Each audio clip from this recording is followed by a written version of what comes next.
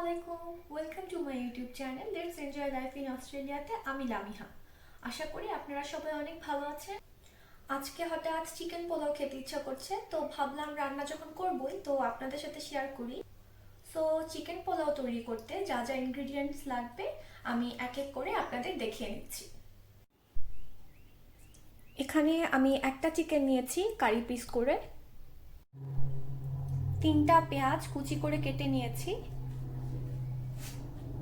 সাথে আছে তেজপাতা, লবণ, প্লেন ইয়োগার্ট, আদা রসুন বাটা, দারচিনি, ধনিয়া গুঁড়ো, লং। আর এখানে 600 গ্রামের মতো পোলাও চাল ভালোভাবে ধুয়ে পানি ঝরিয়ে রেখে দিয়েছি। সো ফার্স্টে আমি তেল দিয়ে নিচ্ছি।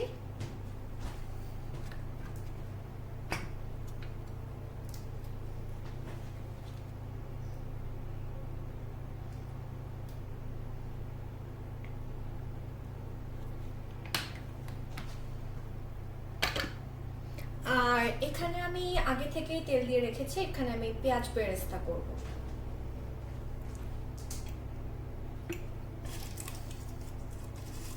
তো আমি ফার্স্টে তেজপাতা দিয়ে দিলাম, লং দিয়ে দিচ্ছি 4টার মতো,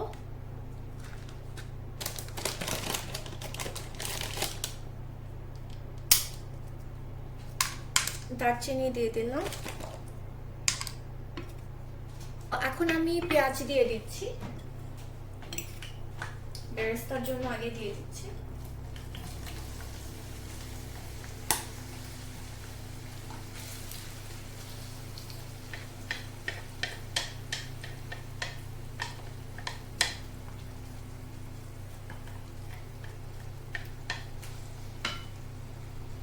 আর এতটুকু দিয়ে দিচ্ছি রান্নার জন্য।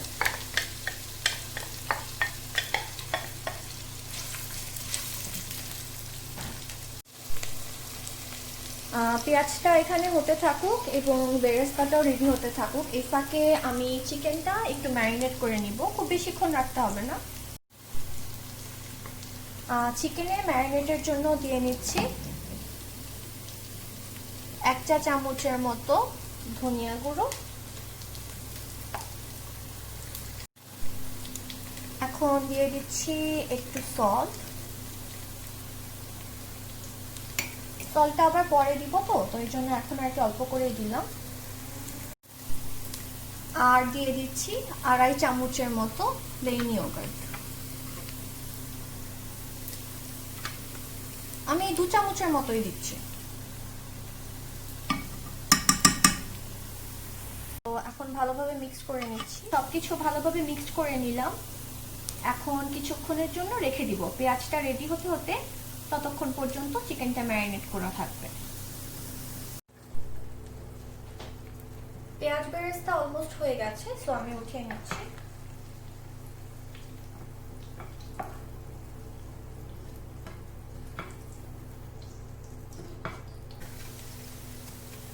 এখানে আমার পেঁয়াজটা অলমোস্ট রেডি। এখন আমি এটাতে আদা রসুন বাটা দিয়ে দিব।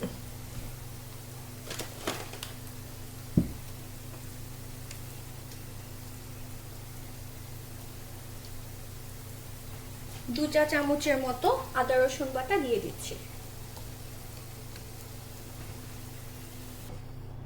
এখন দিব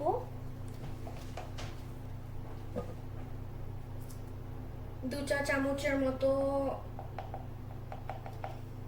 ধনিয়া গুঁড়ো। বেশিরভাগ ক্ষেত্রে দেখা যায় কি আমি একটু সময় নিয়ে মশলাটা ভাজা ভাজা করি, যাতে আমার কাছে মনে হয় গন্ধটাও ভালো আসে এবং টেস্টটাও খুব ভালো আসে। মশলাটা অলমোস্ট ভাজা ভাজা হয়ে এসেছে। এখন আমি অ্যাড করে দিচ্ছি 1/2 কাপের মতো পানি।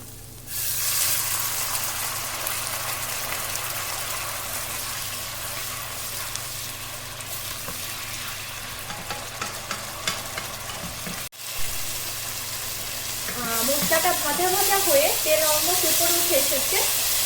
এখন আমি চিকেনটা অ্যাড করে দিব।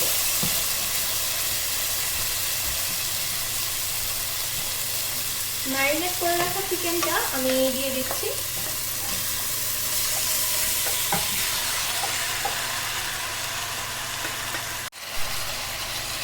আমি একটু সময় নিয়ে মাংসটা কষিয়ে নিব, হালকা লাল লাল করে ভেজে নিব।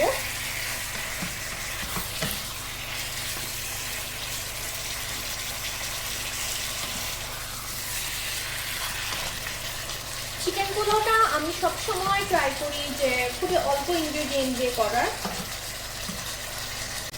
এখন আমি অ্যাড করে দিব বেরেস্তা, কিছুটা রেখে বাকিটা আমি অ্যাড করে দিই।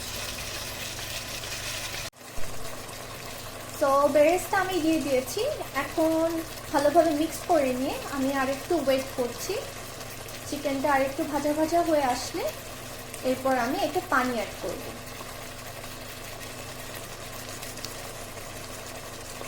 এখন আমি ধুয়ে রাখা পোলাও চালগুলো অ্যাড করে দিচ্ছি। এখন চালটা কিছুক্ষণ ভেজে নিব। চালটাও সুন্দর ভাজা ভাজা হয়ে এসেছে। এখন আমি অ্যাড করে দিব পানি, আর পানিটা দিব যতটুকু চাল নিয়েছি সেটার উপর আন্দাজ করে আমি পানিটা দিয়ে দিচ্ছি। এখন পানিটা দিয়ে দিচ্ছি।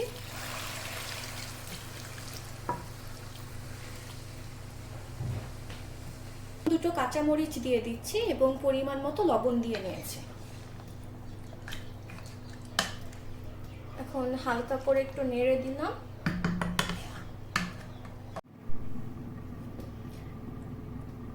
এখন একটু ঢাকনা উঠিয়ে চেক করে নেব কতটুকু হয়েছে।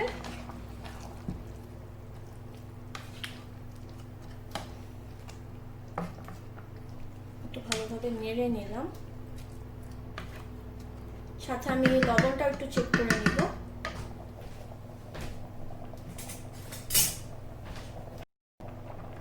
লবণ একেবারে পারফেক্ট আছে। এখন আমি আবার ঢেকে দিচ্ছি। আমি সব সময় ট্রাই করি যে অল্প ইনগ্রেডিয়েন্টসের মধ্যে রান্না করার, আর সাথে এটাও খেয়াল রাখি যেন টেস্টটাও ভালো আসে। আজকের এই ব্লগটি আমি একাই করছি কারণ আমার হাজবেন্ড ওর কাজে। ইনশাআল্লাহ নেক্সট ব্লগে আপনারা ওকে আবার পাবেন। এখন আমি ঢাকনা উঠিয়ে একটু নেড়ে দিব।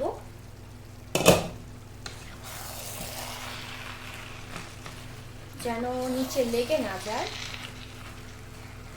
এখনো কিছুটা পানি আছে এবং চালটা আরেকটু সিদ্ধ হবে।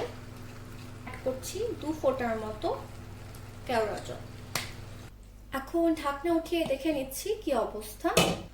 খুবই সুন্দর গন্ধ বেরোচ্ছে এবং চালটাও একেবারে ঝরঝরা হয়ে গিয়েছে। এখন আমি অ্যাড করব বেরেস্তা। বেরেস্তা অ্যাড করে নিলাম। এখন দিয়ে দিচ্ছি একটু কাঁচামরিচ, দুটোর মতো। এখন আবার ভাপে দিয়ে দিচ্ছি কিছুক্ষণের জন্য। সো চিকেন পোলাও আর পুরোপুরি ডান। সো ফাইনাল লুকটা আপনাদেরকে একটু ভালোভাবে দেখিয়ে নিচ্ছি।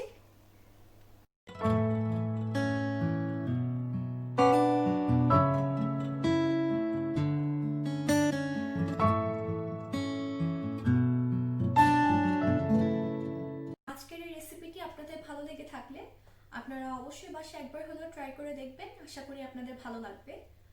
তো আমাদের নতুন নতুন ব্লগ দেখতে আমাদের চ্যানেলটি অবশ্যই সাবস্ক্রাইব করবেন এবং সবসময় আমাদের পাশে থাকবেন। তো আজকের মতো এখানে শেষ করছি। আল্লাহ হাফেজ।